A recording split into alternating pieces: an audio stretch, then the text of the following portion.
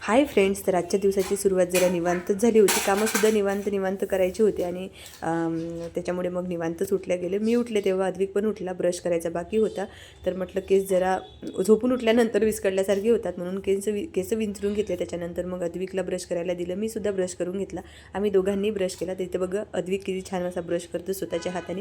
Brush केल्यानंतर गुडलासुद्धा व्यवस्थित करतो आणि मग त्यानंतर मग इथे घरातले कामंसुद्धा आवरायला घेतले मी. तर आजपासून मी डेली ब्लॉगिंगला सुद्धा सुरुवात केली आहे. आपला डेली ब्लॉग सुद्धा आज मी अपलोड केलेला आहे, नक्की बघा. घरातले कामं वगैरे आवरून झाले.